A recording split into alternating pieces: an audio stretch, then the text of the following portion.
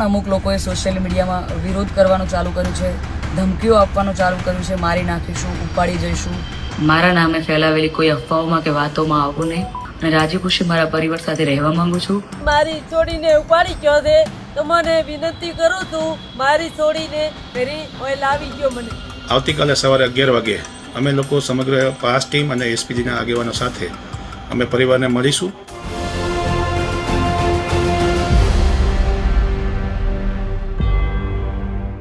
મેં જે પગલું ભર્યું હતું એ ભૂલ ભરેલું હતું. હું ઘરે આવી ગઈ છું. પરિવાર સાથે શાંતિથી રહેવા માંગુ છું. આ શબ્દો છે કિંજલ રબારીના. પ્રેમ લગ્નના બહુ જામેલા વિવાદ બાદ કિંજલ ઘરે પરત ફરી અને ઘરે પરત ફર્યા બાદ કિંજલે જે વિડીયો બનાવ્યો એ લોકો સુધી પહોંચી ચૂક્યો. કિંજલના સોશિયલ મીડિયાના પ્લેટફોર્મ દ્વારા હવે આ વિડીયો કિંજલ લોકોને એ સંદેશ આપવા માંગે છે કે તે પરિવાર સાથે શાંતિથી રહેવા માંગે છે. આમ તો આ વિડીયો તમે જોઈ જ લીધો હશે અને એમાં કિંજલ શું કહી રહી છે તે પણ તમે સાંભળી જ લીધું હશે. પણ હવે હું તમને આ વિડીયો બીજા એક પોઈન્ટ ઓફ વ્યૂ માટે બતાવવા જઈ રહી છું. આપની સાથે એ પોઈન્ટ ઓફ વ્યૂની ચર્ચા કરું એ પહેલાં તમે આ વિડીયો એકવાર સાંભળો. હું કિંજલ રબારી, મારા નામે જે હાલ વિવાદ ચાલી રહ્યો છે એ બાબતે હું જણાવવા માંગુ છું કે મેં જે પગલું ભર્યું હતું એ ભૂલીને હું પરત મારા ઘરનો સંપર્ક કરીને મારા ઘરે પરત આવી ગઈ છું અને રાજી ખુશી મારા પરિવાર સાથે રહેવા માંગુ છું. તો મારા સમાજના તથા 18 આલમના ચાહક મિત્રોને વિનંતી કરું છું કે મારા નામે ફેલાવેલી કોઈ અફવાઓમાં કે વાતોમાં આવવું નહીં. અસ્તુ. સાંભળ્યું ને કે કિંજલ રબારીએ શું કહ્યું? એનું એક વાક્ય જે છે તે ફરી સાંભળવા જેવું છે અને તે છે લોકોને તેમના દ્વારા કરાયેલી અપીલ. મારા નામે ફેલાવેલી કોઈ અફવાઓમાં કે વાતોમાં આવવું નહીં અને રાજી ખુશી મારા પરિવાર સાથે રહેવા માંગુ છું. મુદ્દો બહુ ચગ્યો. કિંજલ ફૂલ ઓન પ્રેમમાં જુસ્સામાં હતી. તેણે કદાચ નક્કી કરી લીધું હતું કે પ્રેમ કરવો છે, પ્રેમમાં જ રહેવું છે અને પ્રેમમાં જ જીવવું છે, પરિવારની પરવા ન કરવી.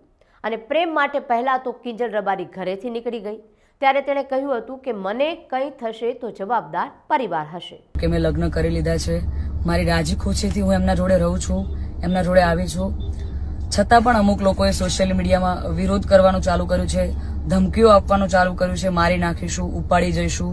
મેં જે કંઈ પણ પગલું લીધું છે એ મારી પર્સનલ લાઈફ છે, મારી પોતાની ચોઈસ છે, તો એના ઉપર કોઈ સવાલ કે કોઈ કમેન્ટ્સ કરવાનો કોઈને અધિકાર નથી. જે પરિવાર કિંજલને પોતાના પ્રેમનો દુશ્મન લાગતો હતો એ જ પરિવાર સાથે રહેવા માટે કિંજલ હવે કહી રહી છે. આમ જુઓ તો પરિવાર માટે સારું જ છે કે કિંજલ તેમને પરત મળી અને પરિવારે કિંજલની ભૂલ માફ કરી અને સ્વીકારી પણ લીધી. બીજું એ કે કિંજલે આ રીતે પરત ફરીને એવું સાબિત પણ કરી દીધું કે પ્રેમથી મોટો સમાજ છે અને પરિવાર છે. કિંજલ રબારીએ એવો પણ દાખલો બેસાડ્યો કે મને સમાજે મોટી કરી છે તો સમાજમાં ખોટો સંદેશ જાય એવું નથી કરવું અને પરિવાર સાથે જીવવું છે. કદાચ આ મુદ્દે હવે ઘીના ઠામમાં ઘી પડ્યું હોય એમ કહેવાશે. આ આખે મામલામાં સૌથી મહત્વનો રોલ રહ્યો હોય તો એ હતો સમાજના નેતાઓનો અને એમાં પણ ખાસ કરીને ઠાકરસિંહ રબારીનો. આ મુદ્દે આક્રોશ લોકોએ જોયો. કદાચ એ જ આક્રોશ અને સમાજ માટે કંઈક કરી છૂટવાની તેમની ભાવના લોકોએ જોઈ. એમના અને અન્ય નેતાઓના પ્રયત્નોને લીધે વર્ગ વિગ્રહ થતાં અટક્યો. રબારી સમાજ અને ચૌધરી સમાજ વચ્ચે વધારે અણબનાવ થાય એ પહેલાં જ મામલો સમેટાઈ ગયો. કિંજલ અને અશોક પોતપોતાના ઘરે પરત ફર્યા અને બધું શાંત થયું હોય એવું લાગતું જ હતું. ત્યાં હવે ગરમાવો આવ્યો છે ચૌધરી સમાજના સંમેલનની જાહેરાતથી. એમને આપણે બોલાવી વાત કરી કે ભાઈ શ્યામાળો આવ્યો છે, આપણે શું જવાબ આવ્યો એ કે અમારે છોકરી રાખવી નથી. પછી વાલા હાથે મારે વાત થઈ, કાળા હાથે વાત થઈ, પણ વાત કરી અને છોકરો બીજો દુબઈ છે એના હાથે પણ વાત થઈ. તો 2 દિવસથી એ લોકો તમારા ગોવાભાઈનો છોકરો, સનારથી ઈશ્વરભાઈનો છોકરો આ બધા ગૂંચવામાં ભેગા છે. આ તમને ખબર ના હોય તો કહી દઉં. કેમ ખબર? એ લોકો તમારા 5 માણસો છે ને અમારા 10 માણસો. એમને આપણે સ્પષ્ટ કહી દીધું તમારા મનમાં હોય કે જો દોટ્યું પણ છે કે જયારે ગોમને કહેતા અને અમને માર ખાશે તો તમારા ઉપર અમે ગોમ સરશે અને ભગવાનનો વારો છે ને ઘણા દાડા થશે તો માર ખાઈને આવશો એના કરતા પહેલી આલી દો. માર ખાઈને આવશો એના કરતા પહેલી આલી દો. પણ હવે એમને 2 દાડાની મુદત માગી છે પછી તમે કોઈ પણ છોકરાએ આ ગામના છોકરાને અડવાનું નહીં. સોમવાર તમારો, રવિવાર અમારો. બરોબર ને? અને આપણે